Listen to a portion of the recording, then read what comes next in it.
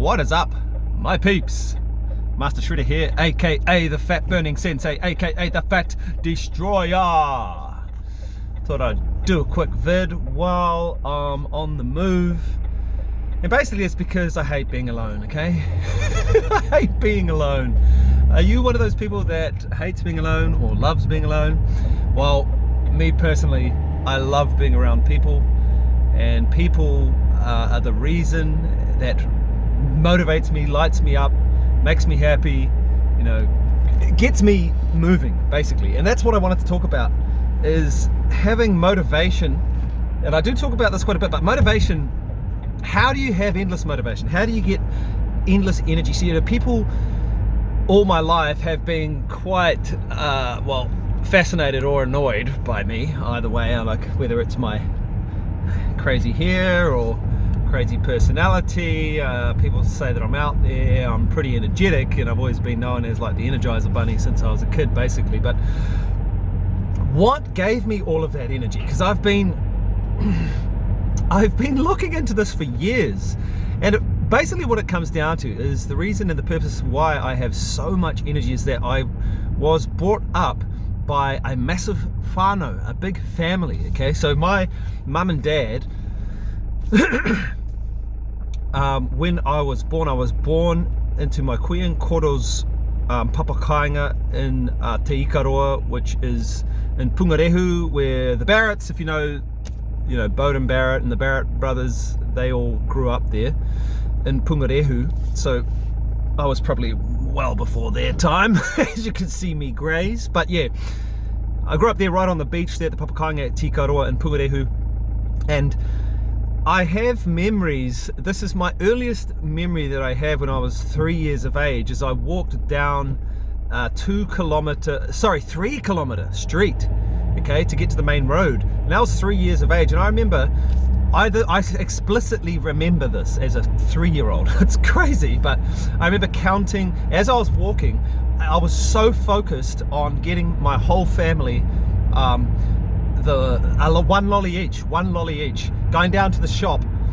3 kilometers as a 3-year-old, mate. I don't even know any 3-year-olds that could walk 3 kilometers these days, but here's what I was doing. I remember going ngahina, hoepa, tikura, waiora, kui, koro, mama, papa, okangi. I remember naming off all of my family members on my fingers. I literally remember this, and that was what motivated me to walk that 3-kilometer street. I mean, it was a massive street in the middle of the country, in the middle of nowhere. If you saw a little baby 3-year-old walking down the street, you'd be pretty freaked out. But the reason and the purpose, the reason why I'm telling you this is that that story right there says it all. A 3-year-old was motivated to walk 3 kilometers on his own, doesn't really know where he's going, just knows, okay, I want to get my family, every single one of them, one lolly each. One lolly each. And I got to the end of the road, and I remember getting to the shop and going, can I please have one lolly for, and I named all the people with my fingers. And the woman goes, do you have any money? And I was like, money? What is money? I literally remember thinking, what is she talking about? Can I please have, because we used to go in there, I used to go in there with my Queen Koro, get the mail, and so she basically kicked me out, not in a mean way, I guess, but I remember just crying out on the street because she wouldn't give me the lollies. Then I thought, well, I'm here because my koro used to go and pick up the mail right next to the shop, so I might as well get the mail for him. And this is a 3-year-old, okay? A friggin' 3-year-old. I went and got the mail, and then I thought, well, Waiora is still at primary school. She should be there. So I went to the primary school. It was like, I don't know, another half a kilometer, 500 meters or something. So I went, and the school had finished, so I ended up crying on the street, and the principal of the school picked me up, Mr. Johnson, and he took me all the way back down that 3.5k road. And as we got to nearing the papakainga, I saw all my aunties and uncles like searching for me, yelling, "Tu mehe, like everybody looking for me, obviously. So then my koro, he got out his stick and pretended that he was going to whack me. He didn't whack me, obviously, but they were scared. They really were scared. They couldn't believe that a 3-year-old had. And then when Mr. Johnson told them the story, they were like, what the hell? He walked the whole road? The whole road as a little tiny, basically little baby. And so what motivated me to do that? Because that's a crazy feat for a tiny little kid. What motivated me was having a big family that I could see relied on one another, that needed one another, that cared for one another, that loved one another, that woke up and spent every waking moment with one another. You know, we worked together at that time. My koroa, Koro Milton and Kui, were running the marae of Parihaka, and so we'd be going there most days. So it was an even wider community then as well. You know, Parihaka there were people still living there, and there still are, but it was, well, from what I remember, it was a lot more busy. It was very busy. There were people everywhere. So there were people relying on people, essentially. It was an amazing community growing up at Parihaka. So that's what I'm saying, is the motivation and the reason and the purpose behind your energy is to actually serve other people. It truly is. And if you lack energy and you're exhausted and you're not motivated, and you seem to be lethargic, and then the afternoon hits and you need to pick me ups with your sugar or coffee, and trust me, I used to eat bags of sugar, lollies, but you need to orient yourself in a way that would allow you to serve other people.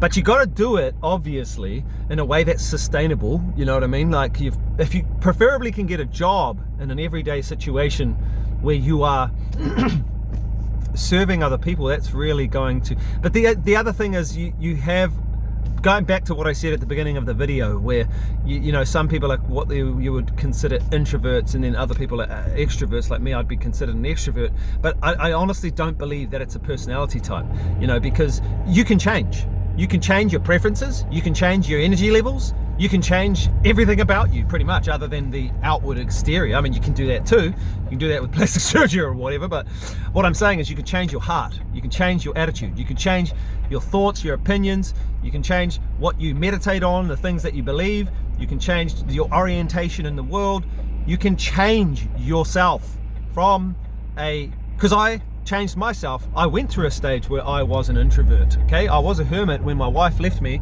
I was totally depressed. I had to get on medication to alleviate the suffering because it was that bad. And I basically became a hermit, and I didn't want to see anybody, and I became an introvert, okay? So I don't believe that it's a personality type. I mean, it's not a personality type in the sense that it's unchangeable, and once you're an introvert, you never can ever, you know, expend any more energy and gain any more energy. But the truth is that you bloody can. You bloody can. And it's about your orientation towards loving and caring for other people. That is the key. So if you're lacking motivation and energy, you need to change your orientation. You need to orient yourself in the world in a manner that you are serving and loving other people. Now, obviously that's going to be, for some of you, it's not going to be overnight. Like some of you introverts who are so used to other people letting you down and disappointing you, and, you know, never supporting you and giving you what your needs, you know, your needs are not being met. So there's going to be obviously a transition period. So I'm not saying this is going to be easy for those of you who are introverts or don't get energy from other people, but you need to start to learn and understand that it takes self-sacrifice towards other people, loving them, caring for them. You've got to learn and apply those principles, and maybe you can start small by doing little things, okay? Exposure therapy, basically. And you do that over time, and you are going to become more of a person that can serve others, help others, look after others. And then when you see the results, you feel it in your heart. It really does fill you up, give you energy. It gives you the life force. The life force is made the life force is made to fill you up so that you can empty yourself out in service of others. That's how it works. So, if you guys are interested in more of this stuff, I'll do more videos, but I've got to get to Ma'i. Do the Ma'i, do the treats. Do the Ma'i, get the treats. We've got a free 30-day program where you can join us, test out our program. If you don't have a place to actually give your energy to others, this is the perfect place, because you can remain somewhat anonymous. You do have to identify yourself so that we know who's talking to us, and we know who we can lay our encouragements towards. When you do reveal yourself, you get more love, basically. So yeah, come on, 30 days totally free. You get a free meal plan as well, and we have this incredibly supportive, loving group of online ninjas that will love and support you all the way. But remember, you must be the inspiration that you are seeking to gain for yourself. Okay, so if you are wanting to gain inspiration, motivation, and energy for yourself, you first have to give it away. You first have to give that thing that you want. You have to give it to someone else. You have to give it to other people. And then what happens is it comes back to you tenfold. And not necessarily through other people, but through those people that you specifically gave to, but you will get it from other people that are recognizing the wairua and the mauri that you are giving to others. And they will come running to your aid, because they recognize a fisherman knows another fisherman. You know what I mean? A fisherman recognizes another fisherman. So when somebody who is on that path to trying to fill themselves up with motivation, and they recognize that the way to do that is by loving other people, they'll see what you're doing and they'll come and support you, because that's a quick win. It's an easy win to get energy and motivation from somebody who is giving to others. And then you can lift that person up, and you can encourage that person who is giving to others. And guess what? That person who's given to others will be so appreciative that they'll want to give back. It's an act of reciprocity. That's what love is. Love is multiplication in reciprocity. Don't know how else to put it, but that's how it works, folks. So if you're keen to get a piece of this, come on, let's go. Peace.